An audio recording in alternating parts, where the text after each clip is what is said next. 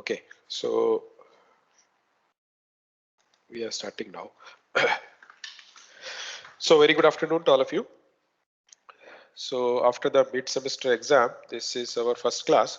So I think till mid-semester we have discussed about the TCP protocol, various aspects like connection establishment process we learned, TCP segment structure, then the TCP reliable data transfer means in general we have discussed two protocols for reliable data transfer.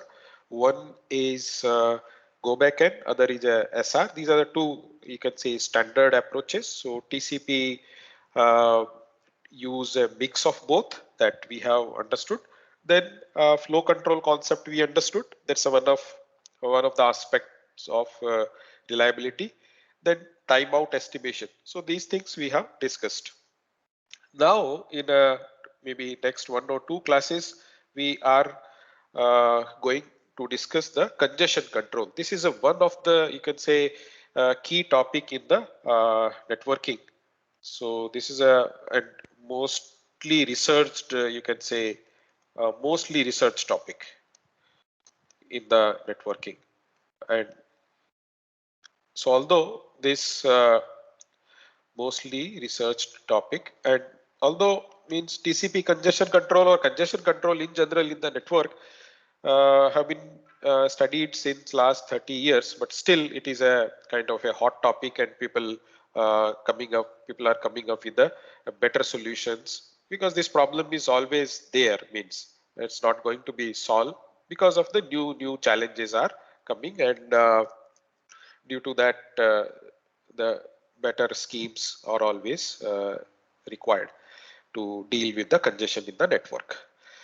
Okay, so we'll understand from the very basic starting that okay, what exactly congestion was. First of all, we need to understand what is a congestion. So you can see here in this network topology, you have, this is one router or switching device is there, and two hosts are there. So you can say H1 and H2, two hosts are there, and H3 is, so in this case H1 can send, so link between H1 and this router R is 10 Mbps and 100 Mbps between H2 and R, and 1.5 Mbps link is there from R to H3. Let us say this is a scenario. So in this case, what happens when H1 and H2, means the maximum rate at which the H1 and H2 can send the traffic is 10 and 100 Mbps respectively. And when they are sending at its full capacity, in that case, what happen? This link is going to be congested, right? So because this link maximum capacity is 1.5 Mbps only. So that state we'll say it's a congestion. So what happened then, because this link can process, so here the traffic input can come 10 Mbps from here, maximum 100 Mbps can come from this link, and the outgoing link have a capacity of 1.5 Mbps only.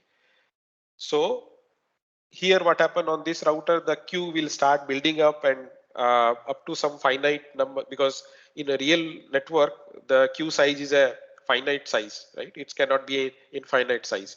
So some number of packets may be buffered, and after that still the incoming rate is more than the outgoing rate, then this queue will start building up, and once at a one point in time it will reach to the maximum capacity of that buffer or that queue, and after that packet will start get dropping, right?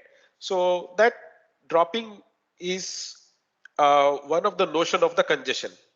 Although the notion of the congestion is there, that queue is, means queuing delay is getting increasing, right? That is the, you can say, the first indication of the congestion. And the worst case of the congestion is that packets start dropping or lost.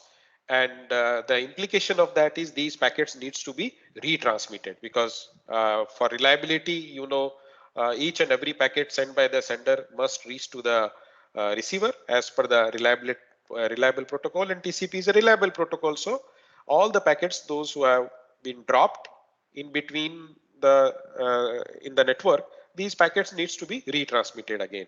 So that's the, you can say, the implication of the congestion. So now, just to understand with this, with respect to this this network topology, why is it a problem as such? Means why not? So means can we stop this? Means so that we don't have to do any congestion control as such. We can we don't allow that situation to occur. So is it possible or not? We'll look at. So what is the root cause of this problem? So these few reasons have been listed down here. So first is the different sources are competing for resources inside the network. So these are the sources in this case H1 and H2, and they are competing on for the resources in the network. So in the present case, what is the resource? Resource is this link, because these two hosts are connected to this router and they are sending the traffic to H3, which is passing through this link between this router and that link is a, you can say, the bottleneck link, because this link have the least capacity in the path for H1 to H3 as well as from H2 to H3. So different sources competing for resources inside the network. Then sources are, and most important is, these sources are unaware of current state of the resource. H1 don't know that how much resource is available at present at here, right? So and similarly H2 is also not knowing that, and due to that they don't have any clue that how much data I can send it in the network. This is a very simple case, is just one link is there. There may be large network. In that case, maybe the uh, packets are traversing through multiple links, but whatever number of links are there, we know that we learned the concept of bottleneck link. Between, at any point in time, between source and the destination, there is a one link which have the least capacity. That link is considered as a bottleneck link, because the throughput, or you can say the the the bandwidth which is received by this, by any by any data transfer between a given source and destination, that is constrained or limited by the bottleneck link capacity, right?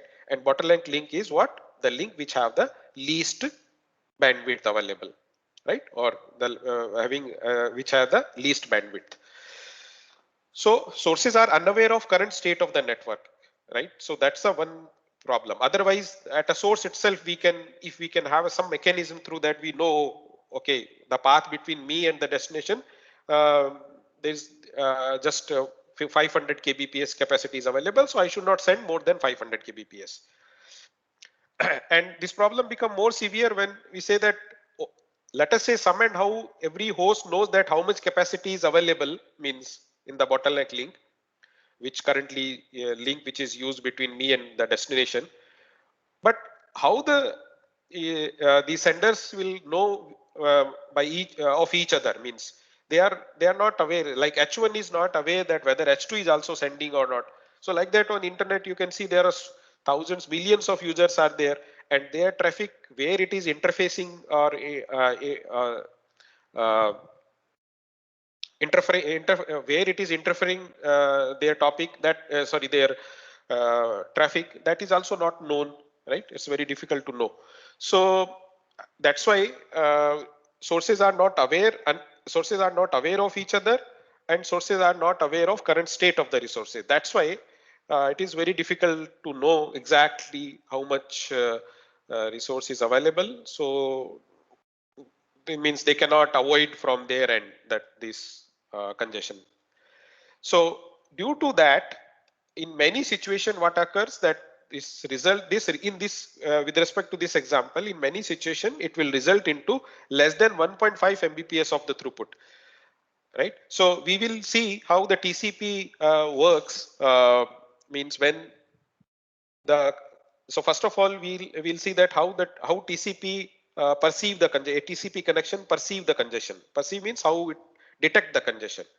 So TCP is detecting, TCP connection detects the congestion by packet loss event, right? So we have already learned that, okay, sender send the packet, and then let us say acknowledgement is not arrived until the timeout occurs of that packet, means assuming the sender is assuming that, okay, this packet is dropped somewhere and timeout occurs, so it will retransmit it, right? So the event of packet loss is considered as a congestion. Now, after retransmission is okay, but the sender now onwards, sender needs to reduce the sending rate also. Otherwise, what happen in the subsequent packet transmission also will lead to timeout, because it is now looks like that okay, network is receiving, or the network is receiving more than what its capacity at present. So that's why it is in senders needs to reduce the sending rate. Otherwise, they need to retransmit all the packets, right? So just retransmission is not solve the problem. You need to come up with some algorithm, say that okay, now I should reduce the sending rate also, and whenever my network becomes better, means congestion state improved, then I can start sending more. So now how it comes to know that okay, when the network state is better, when the network state is uh, worse? Based on that, increase and decrease sending rate needs to be increased and decreased by all the senders in the network. So this functionality is basically called as a congestion control, how we are controlling the congestion. So we will learn with respect to the TCP how it works. So congestion we have means the formal definition, if I want to give, then too many sources sending too much of data too fast for the network to handle. That's a simple definition of congestion. And congestion results into packet losses, packet delays, and the throughput reduction. These are the three implications of the congestion. Now, first we will take few scenarios and try to understand the different, you can say, implications or consequences of the congestion. Like these are the consequences: packet losses can occur, packet delays can occur, throughput reduction. So these three we'll see with the help of few scenarios. So first we'll take, let us say, two sender and two receivers are there. There are two senders and two receivers, one router with infinite buffers, which is theoretically we can say infinite buffer, but nothing is infinite. You know that. Whenever I say that okay, this router have a buffer, then now buffer have a some finite capacity. It can be 1 KB, 1 MB, 1 GB, 1 TB, whatever the amount of memory is uh, used at that in the router for holding the packets or for buffering the packets. That capacity will be finite. It can be large, it can be small, that can be there, but definitely it cannot be infinite. But let us theoretically we'll just see that okay, let us assume infinite buffers means something. Infinite means okay, all the packets which are going to come from the senders, that packets will be stored or buffered in the buffer. Means buffer have this much of capacity is there, right? So very large buffer is there, that can be considered as an infinite. And output link capacities are. So it is the scenario is something like this. This router is there, and we have two senders. So sender S1, sender S2, and two receivers are there. So and the output link capacity of the router is this one. And let us say two receivers. So one receiver is here, one receiver is here. This is R1, this is R2. Even two senders also can be like this. They can be part of a one LAN. So suppose this is S1 and this is S2. Okay, we can remove this part, no problem. And this is outgoing link capacity is R, and traffic is coming from this side. And this link is, you can say, consider this is a bottleneck. Here, let us say this is 100 Mbps kind of thing.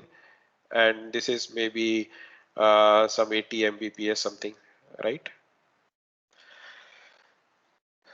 So here buffer is there, and that definitely if 100 Mbps rate, it is continuously receiving. So every second 20 Mbps outstanding bytes will be there, and that due to that my queue will be building up, and then it will go with respect to the time, it is going to increase, and at some it will go it will be very large after some time, some number of iterations, right?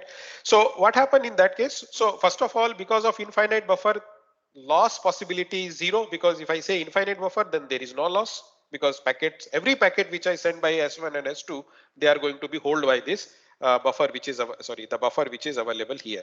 Let us say at this router there is some buffer is there, and it is holding all the packets. So no loss is there, so no retransmission is required in this case. right? So in this case, what happened? Both the senders will get the this R capacity is there, so they will sharing the capacity by half capacity. Let us assume they are sending at the same rate, both are, and ultimately after some time, up to R by 2 capacity, first sender will receive and second R by 2. So this total capacity which is available, that is divided into half. After that, beyond that, if they are sending, because you see that, okay, they are sending more than this R, then what happen? Definitely it is not going to contribute anything in the throughput, right? Their sending rate is further, it is not going to be increased, although they are sending the traffic, but that is going to be just increasing the delay in the network. Beyond that, if they are sending, so packets are buffered in the buffer, and then it will take the packets are getting delayed after that. Till capacity R, the packet will be immediately transmitted. Why? Because if your receiving rate is R and the outgoing rate is also incoming rate and outgoing rate are matching. So that means its delay will be very less due to some delay, network delay, some queuing delay can be there still. Why? Because my packets are coming in a burst.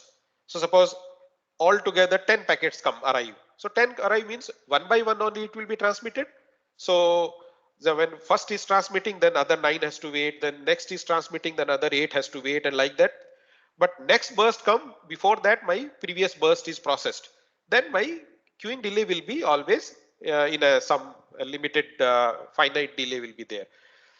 But my incoming capacity is that is, let us say, R dash, which is more than the R, very large than larger than the outgoing capacity. Then definitely the queue will start building up and my queuing delay will be significant, and that is not going to add anything in the throughput. That's why throughput is now getting constant. I cannot get on a R Mbps link, I cannot get throughput more than R. That's very easy to understand. Capacities are, so more than R bits per second cannot be processed, right? So that's why the throughput is, there is no contribution in the throughput. Just that buffer is holding the packets, fine. The packets are not going to be dropped, but they are delayed. And how you know that how to calculate the throughput? Number of bytes transferred divided by the time taken. So even the number of bytes are coming more, but the time taken is also increasing. So that's why the throughput is not going to be increased. Okay, then we'll take a second case. So the first case, what we learned, the implication of this is also a congestion state, means when your sending rate is more than the you can say transmission rate or processing rate. So although no packets have been dropped, but this example shows that, okay, due to congestion, the delay is increasing, right? So you can see here, up to the when you are reaching towards every connection is reaching up towards the R by 2 capacity, because R by 2 is something that is till that point it is everything is fine. After that only the you can say queue building starts. So when a connection sending rate is reaching towards R by 2, its queuing delay is increasing, and when at R by 2, it's going to be kind of a queuing delay going to be kind of a infinite, right? So because, and that is due to that, because my buffer size, I assume that, okay, it's an infinite buffer. So queuing delay is going to be increased. Next case, we'll take one router and which has a finite buffers and sender retransmission of the timeout packets, the packet for which the timeout occur, because of finite size buffer is there. So definitely now beyond the capacity of the router buffer, the packets will start dropping. So, and these dropped packets needs to be retransmitted. So sender retransmission of the timeout packet. So, but at application layer, if you look at application layer input, the amount of data that application layer is giving at a sender side and the amount of data which is received at the receiver side application layer.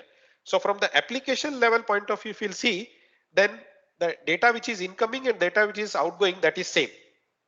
And that should be the property of any reliable transport layer protocol must have, that, okay, whatever data it received at the sending side, the same amount of data it should be received at the receiver side. So that's the reliability means. So that's the first parameter of the reliability, that okay, everything sent by the sender, that must be received by the receiver. And who is doing this? Who is ensuring this? The transport layer, which is working below the application layer. Correct? At a transport layer maybe I am sending more. So the amount of data which I am sending, that is, let us say lambda dash in. And why I'm sending, why the sending is more as compared to the receiving. So this is whatever it is received, and this is the sending, because some of the data which have been lost, or some of the packets which have been lost, these packets needs to be retransmitted. So suppose for sending 100 packets, take a simple example, for sending 100 packets, I may end up sending 120 packets. Reason? So application level only I need to send only 100 packets. From application point of view, if I just check it, okay, I am supposed to send 100 packets, but I end up sending 120 packets because 20 packets might have lost. 20 packets, and I am using the word might have. Okay, later I will clarify that why I am using the word might have, because there is no guarantee that packet might have dropped. A packet exactly definitely have been dropped. It's a likely that packets might be dropped. It is very difficult to know by the sender that okay, yes, packet is certainly dropped and now I can retransmit it. It may be possible that packet is not dropped, it is delayed too much, and before that timeout occur, we call this as a premature timeout, if you remember, and then the two copies of the same packet is going. We know that this is not a problem in case of the reliable protocol, because the receiver will able to figure out with the sequence number, okay, this is the same sequence number, two packets have been received, so one packet can be discarded and one packet can be delivered to the application. So there is no ambiguity at application level, no duplicate packet delivered, but the possibility is there at a transport layer. The packet may be duplicate packet might be sent. So these 20 packets, basically this additional offered load is basically coming because of the packet, some packet lost that needs to be retransmitted.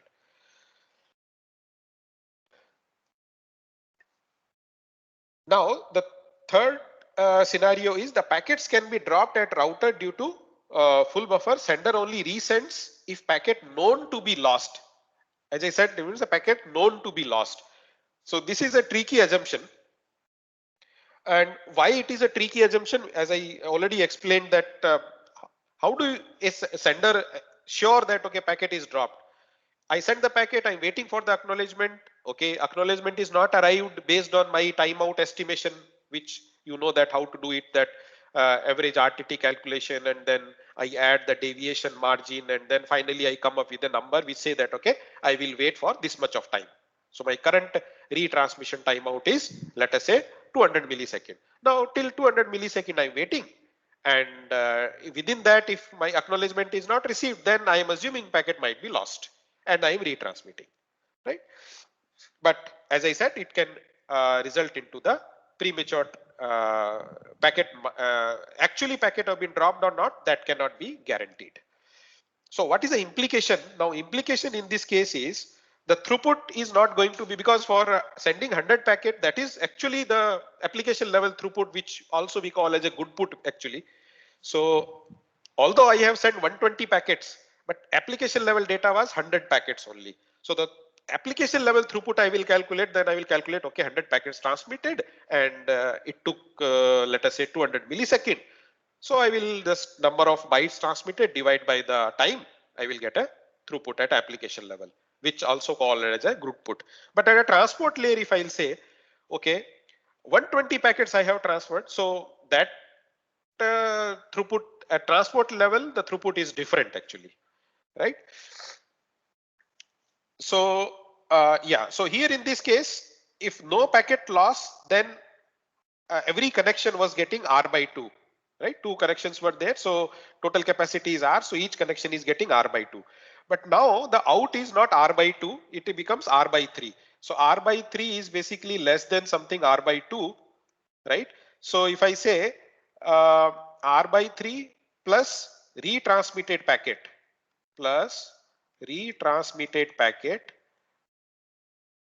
equals to R by 2. right?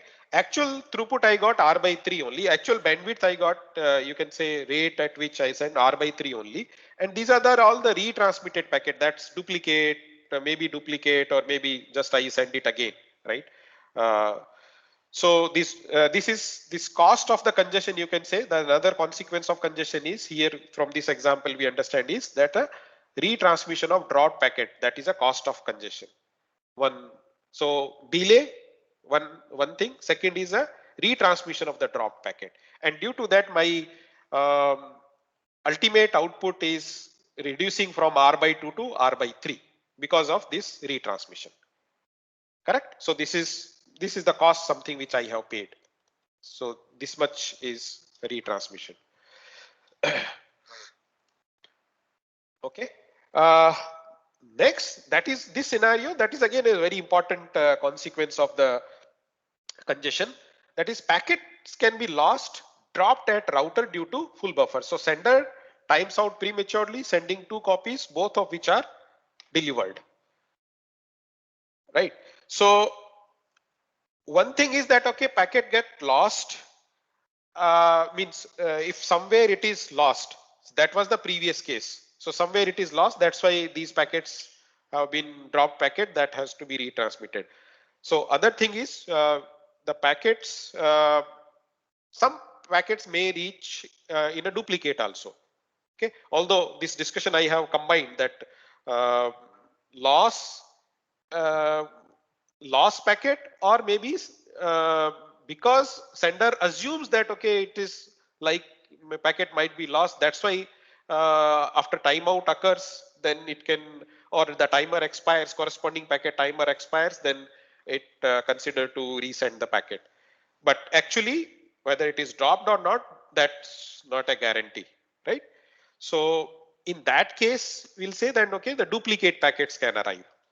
And due to the duplicate packets, because duplicate packets also consume the network resources, and original sending also consume the resources. So if I say, for example, every packet I am sending 2 copies, right? Suppose I say that I have to send 100 packets, and the situation, my network situation is like this. For sending 100 packets, I end up sending 200 packets. Then only 100 packets reached, right? So means the capacity is only half of the capacity is used. So for one connection, R by 2 capacity was available, R by 2 bits per second. So in place of 100, I have sent 200. So actual capacity which is used is R by 4 only. So that's why here it shows that, okay, if sender times out prematurely, sending 2 copies, both of which are delivered. So in that situation, my throughput is going to be further reduced from R by 3 to it going to R by 4, because some of the my every packet is getting delivered twice. So means my capacity is only half of the capacity which have been allotted to me, that the capacity was used. Remaining half is basically wasted. Although I have transmitted packets, so in terms of the number of packets, if you'll see, fine, it is giving me, okay, I 200 packets sent, so my capacity is used R by 2. But out of R by 2, half of the capacity is used to just duplicate packet transmission. So my ultimate utilization is R by 4 only. Correct? So I'm sending double than whatever the actual packets were there. Okay, so this is the last case. So this case indicates here there are 4 senders are there: host A, host B, host C, and host D. 4 sender and 4 receivers are there. Means everybody is sending, also receiving as well. We'll just look at this part. Let us say A is sending to you can see here A is sending to C, right? And B is sending to D. B is sending to D. Correct? And both transmissions are, you can say, passing through this router R2. So this router R2, both transmissions are passing. Now, let us say the data which is coming from A, host A, that have already crossed router R1 means this link they have crossed, this link they have crossed, and from so from this link it is coming to this on this router, right? And the host B data is coming from via this switch to this router, right? So let us say host A is sending, host B is sending sufficient data to you say utilize the resources of this outgoing link, right? This router buffer. So what happened? Host B is sending too fast, so that router R2 buffer link is exhausted, outgoing link is exhausted, and also the buffer is also almost exhausted. Means entire buffer is filled by the packets belongs to the transmission between B to D. In this case, there is no space available, or there is no, you can say no packet will be, there is no space available for the packets which are coming from A to D, because A to D packets are also coming via this router only. So when the sorry, when the packets arrived for the transmission A to D packets arrived here, what happened? They will not find any space here. Buffer is full. Buffer is full means there is no space for these packets too. So ultimately, this A to D connection at R2, A to D connection, A to D connection class, A to D connection at R2 will get what? Zero capacity, right? A to D connection at R2 will get zero capacity. Why zero capacity? Because entire buffer of the router is occupied, or you can say filled by the packets which are coming from B to D. Let us say B is sending at that rate, which is complete link is exhausted and buffer is also exhausted. So now in this case, what is the what lesson we are learning, or what the consequence of the congestion we can understand is, see that the packets already traveled up from these resources they are already used, which are coming from A and reach up to here. And now on this link, they have been dropped. So means on this link, the capacity is utilized with this router, this link and this link capacity is utilized. And then after that, because of no space is there, so these packets will not get bandwidth beyond this point R2 onwards, and these packets are dropped. If A, suppose this wastage of resource we could have avoided, which is happening here, if A would have known that yes, there is no capacity available at R2, so I'm deferring my sending. I will defer my sending, right? So, but that is not possible, means how the A we will come to know, because for that means all the routers should send how much capacity is available to all the end host. You know, that's not a practically feasible solution, right? So the lesson from here is that when packet dropped, any upstream transmission capacity used for that packet was wasted. So suppose a packet started its journey from here, okay, reach here, process from here, and once it reach here, it is dropped here, right? So this packet is basically wasted resources, all upstream links. Here in this case, let's say 1 or 2 links are there, but there may be more than 2 links also possible. So let us say between source and destination 10 links are there. Up to 8 link packet is successfully. 9th link is a congested link, and there no space was available for that packet to process, or no resource was available at that router to process the packet, and that packet dropped just 1 or 2 hop before the destination. And then now this packet needs to be retransmitted, all the way from the source itself. So you can see that the amount of resources which have been wasted in the previous 8 hops, the resources which have been used by this packet before dropping, that resource is now wasted. So that's another consequence of the congestion. Okay, so just to summarize, so far what we have discussed is what is congestion and what are the consequences of the congestion. So consequences is that, okay, packet delaying, and that delay is not contributing anything in terms of the throughput. Second is packet might be dropped and that needs to be retransmitted. third may be that, okay, packet is actually not dropped, it is delayed too much, and before that timeout occurs. So that's why packets are reached at the receiver in duplicate. And the fourth is that if packet already traveled some of its, you can say, distance towards the destination, and after that at a certain point in the network it is dropped. So the resources used by the packet are getting wasted at some of the links before it get dropped, right? So these are the four, you can say, consequences of the congestion. This all happens due to the congestion in the network. Dropping, duplicate delivery, resource wastage, delaying, all these aspects. So we understood that, okay, congestion is something, it's a big villain. So this villain, we need to address this, right? We cannot leave it like that. So now come to the solution part, means how to deal with this congestion so that we can minimize the consequences which we have so far discussed. So there are two approaches for that in the internet which is used. One approach is network assisted congestion control. Means there are a bunch of approaches are there which comes under the network assisted congestion control. So in these approaches, primarily routers in there is a core of the network. These routers provide the feedback to the end system. Means routers tell that, okay, yes, my queue is occupied 80% or 90%.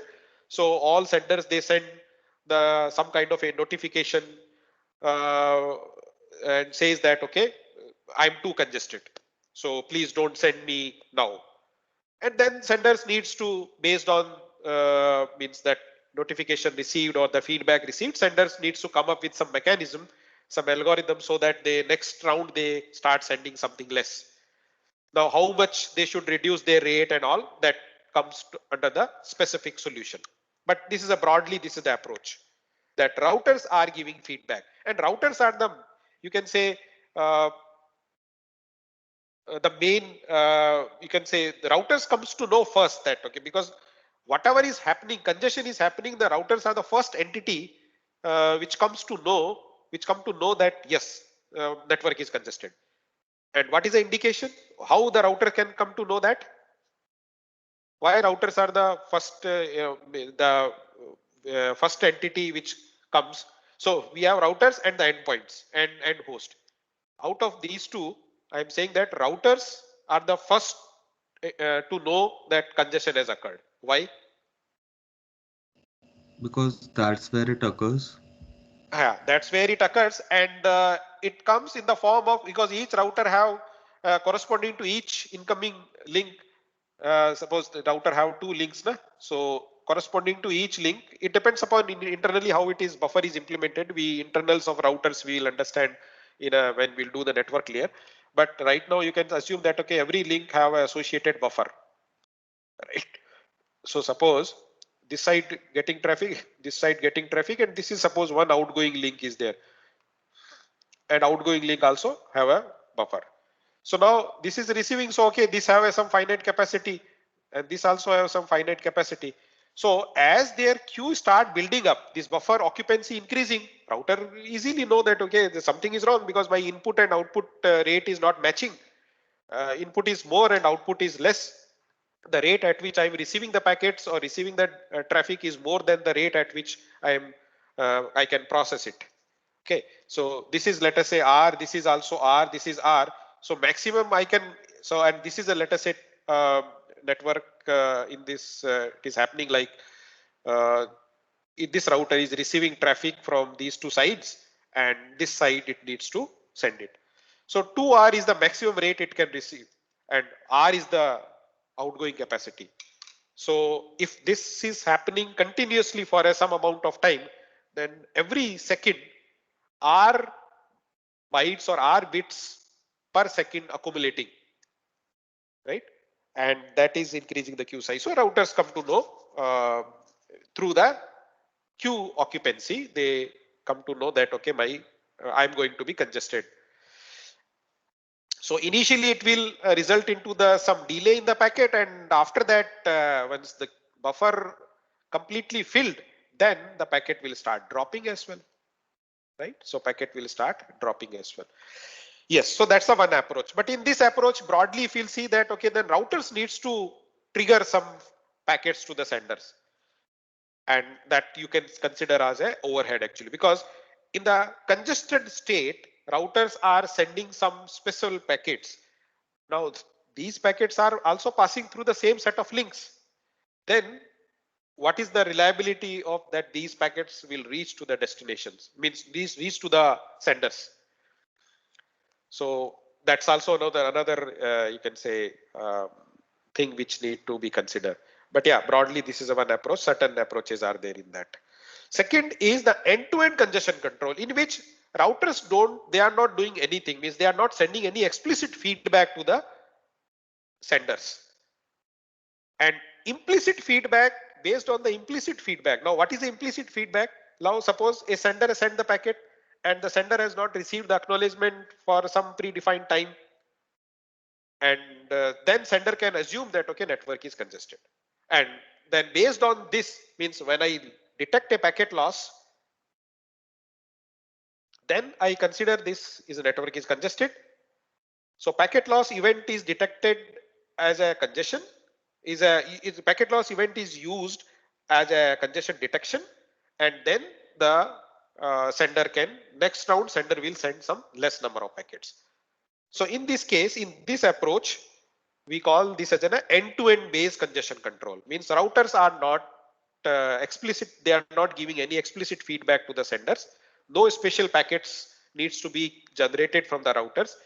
End host will come to know through the implicit feedback which they receive in terms of, one way is either packet loss event and other is observe in the variation in the RTT. That can also be a one implicit feedback. Suppose initially when I was sending, my RTT was coming as a 100 millisecond, 100, 120, like it is fluctuating between 100 to 150, something like that, right? And then after some time, my RTT is increased to something 200 to 300. Why it could have happened? I'm collecting regularly RTT samples. My samples were coming 100 to 150. Now samples change to 200 to 300.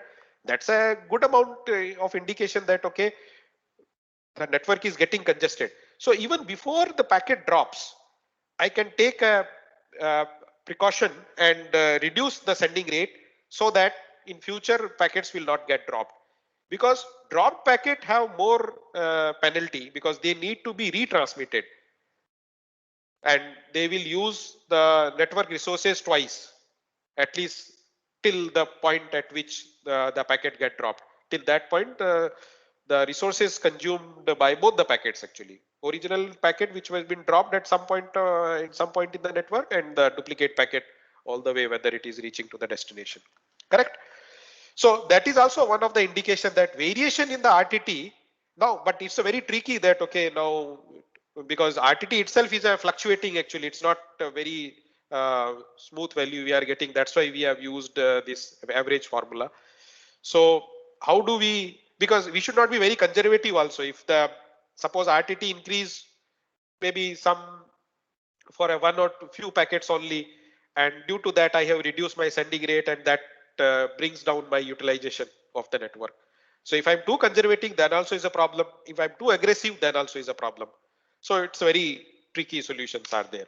But RTT variation is a one thing, and the packet drop. Now TCP, the basic TCP protocol uses this approach, end-to-end based congestion control. There is no explicit feedback coming from the network. So approach which is used by the TCP, sending rate is a function of perceived congestion. And there are, so the perceived congestion, so perceived congestion is, the congestion is detected by packet loss. So congestion is perceived by the packet loss event. So it arises three important questions. One is, how does sender perceive the congestion on the path? Okay, I already answered, that is packet loss. Second, what algorithm should be used to change its sending rate? Means, okay, I detected a packet loss as a sender, TCP sender. Now what should I do? How much I should reduce my sending rate? Currently, let us say I'm sending W packets in a one RTT. So what should be my next sending rate after perceiving the congestion? So that for that we need to come up with the algorithm. And how does sender limit the sending rate? Means what exactly should be done, means to such that the number of packets which in the next round is transmitted, that is less. So for that we'll just look at first the TCP. We'll go to the window, how this window is decided, right? So this is a typical view of the TCP sender side window, where these green bars are basically packets which have been sent, and these have been acknowledged. And this yellow is something, the packet which have been sent, but their acknowledgement is still awaiting, means acknowledgement is in flight. This blue is the sender still can send, provided that application layer have sent the data to the transport layer to send it. So still you can say in this case, if each bar I consider as a one packet, so I can say 1, 2, 3, 4, 5, 6 packet still can be sent. Although TCP is not a packet based thing, byte oriented protocol, right? So, but yeah, just to simplify, we can say that, okay, let us say 6 packet, or you can assume that, okay, there are some 1000 byte sequences there here. This is my congestion window, right? So anytime I cannot send more than the congestion window in a single round, right? So more than one congestion window cannot be the outstanding packets, right? Maximum the outstanding packet can be there for which the acknowledgement is not yet to be received. That can be the equal to the congestion window, right? And this congestion window, basically, actually, technically, it should be we call it a sender window, sender side window.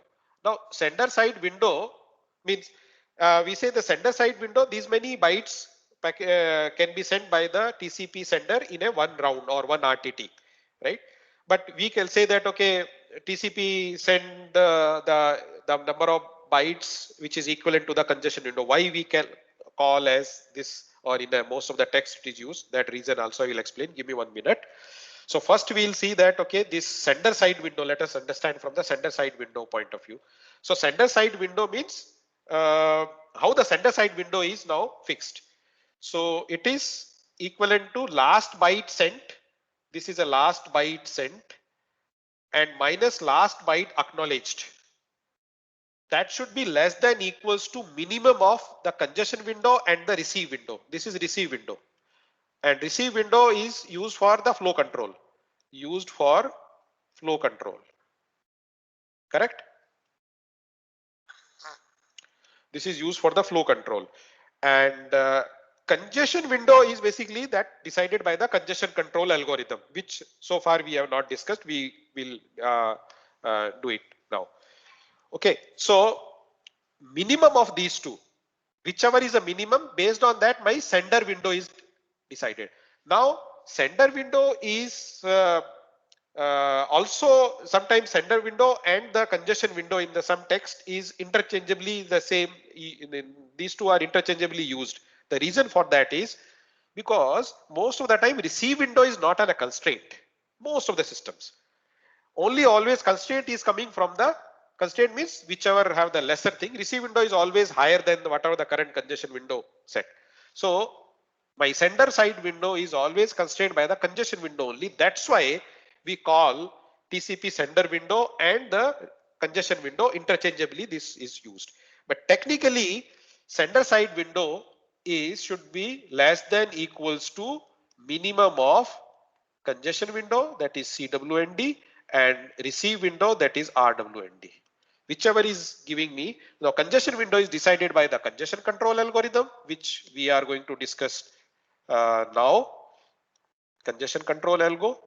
And receive window, how it is set, you know that it is decided by the flow control parameter. Means receiver, how much receiver at present is willing to receive. So if my congestion window says, okay, it can be 10,000 bytes, but receive window say, okay, 1,000 only. Then my sender side window means sender should not send more than 1,000 as per the reliability. Or if the congestion window says that, okay, 5,000 bytes can be sent at this moment in the next round. Receive window says, okay, no problem, 10,000 window can be sent. then the sender window will be set as a 5000 bytes. Now, I will take last 5 minutes to just give that how the TCP uses, and then we'll continue this in the next class. So now typical TCP, you can say time versus congestion window graph, we get this kind of a graph. We will do this in the one of the lab for Wireshark also. Now, because we have discussed the TCP, so in next or next to in one of the lab, a Wireshark lab, we will see that typical this kind of a you can say time versus congestion window graph, which we will plot in the Wireshark. Wireshark allows to plot that graph. We will start a TCP session, and then we'll see that one session entire you can say time versus congestion window graph we can plot, and we'll get a similar kind of a graph. Now, how a fresh TCP connection start? This is very important. Please pay your attention here. So, how a fresh TCP connection start? Because in the beginning there is no idea whether network is a congested, not congested, so completely clueless initially, right? So it start with a very first round it said 1 MSS. I hope you understand MSS, maximum segment size, which is basically depends upon the MTU. If you remember, we have discussed before, just before one class before the mid semester test. So 1 MSS it will send, right? So for Ethernet link, it is 1 MSS can be how much? 1460 bytes. MSS is application level data, right? Which can be there. So 1460, it added 20 bytes TCP header, 20 byte network layer header, so it becomes 1500. 1500 is a MTU value for the Ethernet link. So for Ethernet, it is 1460. For other links, it can be vary, depends upon the layer technology, link layer technology. So 1 MSS it will send max. So maximum size of the segment in the for Ethernet link can be 1460 bytes. 1460 bytes of the application layer data. If this acknowledgement is received, then in the next round, so after receiving this acknowledgement, so sender send 1 MSS and then acknowledgement received, then it will send next round 2. So you can say 2 segments are sent. If these 2 acknowledgement also received, then after that in the next round it can send 4. It can send 4, not necessary. If data is not available, then it will not send it, but it can send 4 segments. So you say first round 1, then 2, then 4, provided that ACKs have been received. This, and how long this 1, 2, 4, 8, 16, 32, how long it will go? So it will go slow start threshold value. Now, for a real implementation, the initial value of the slow start, because in the beginning, this value is some value need to be set. How long this 1, 2, 4 doubling will happen? So this doubling will happen up to the 64 KB. The 64 KB is the initial value of S threshold, SS thrash. So slow start, we call as a slow start threshold value. So this is the initial value of SS thrash in real implementations.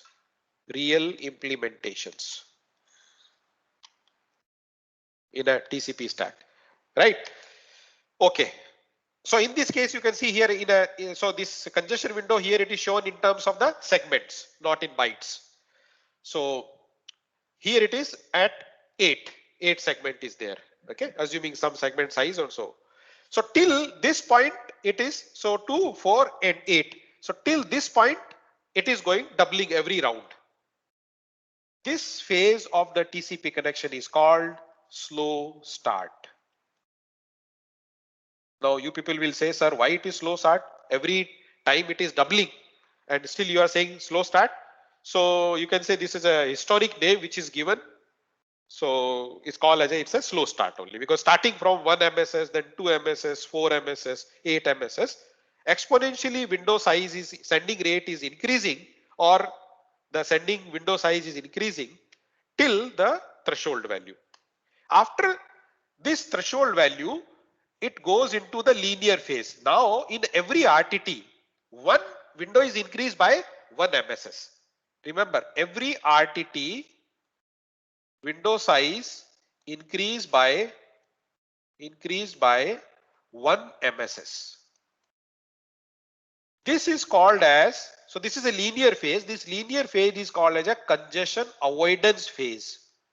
Congestion avoidance phase.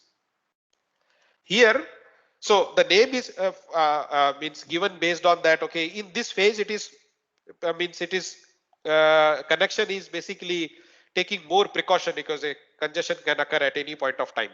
So that's why it is called as a congestion avoidance. Now, let us say every RTT is increasing for a given finite capacity. At some point of time, definitely it will exceed the link's capacity, bottleneck link capacity, and then the packet will get dropped. Let us assume the packet is dropped here when the congestion window was how much? 1, 2, 4, 8, 9, 10, 11, 12. When the congestion window was at a 12 segments, that time packet dropped. And when packet dropped, then its next congestion window, next round, in 8th round packet, it sent 12 packets. And in 9th round, it set its congestion window as 1 MSS. So this is a packet drop. Here packet drop occurred actually. So packet is dropped. So how the packet dropped is detected actually? Timeout occur. The most outstanding packets timeout occurred, and due to that the packet was retransmitted and the new congestion window is set as a 1 MSS. Now it enter into again, and also it also is a the the slow start threshold value is also reset. The new slow start threshold value is now half of the current window. What is the current window? Current window is 12. So new threshold value is 6. Now, when it enters after the packet drop, it enters into the slow start again, means it set its congestion window 1. Next round it will set 2. How long it will continue for this? Till the new threshold value, and which is half of the value at which the packet was dropped.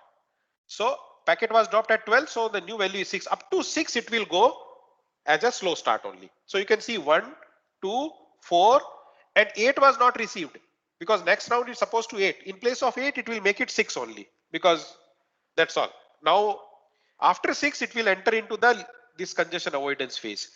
So you can see why this is called as a congestion avoidance phase, because till half it is going bindas, right? Till half it is saying okay, no problem, no packet. So after half it is conscious that okay, yeah, because now packet drop possibility is there, because I'm till half I reached fast, and after that 1 MSS per RTT I'm increasing 1 MSS per RTT until the next drop is not occurring. I'm going. So if the network state is currently it is like that, okay, it's most likely somewhere here again packet drop will occur. This is called as a TCP Tahoe. TCP have a lot of variants actually, versions, not versions, I will say variants. Different mechanisms are used for the congestion control. Mostly they are different in terms of the congestion control or packet loss handling or retransmission, how to do and all. So Tahoe is one of them. There are total 20 plus TCP variants are there. How much? 20 plus TCP variants are there. I will just introduce you maybe 3-4, but if we find in the literature, there are 20 plus are there. Very basic first TCP variant is Tahoe. So Tahoe detects the packet loss using detect the packet loss using the timeout event and enter into the congestion slow start phase. Slow start continue until the threshold value, and after threshold value enter into the congestion avoidance phase. This way my connection is progressing. Now this line which is written here TCP Reno, that we'll discuss in the next class, how the Reno is different from the Tahoe. Okay, so this line I will discuss in the next class. So till this point, if you have any question, you can ask, and rest of the things we will continue in the next class.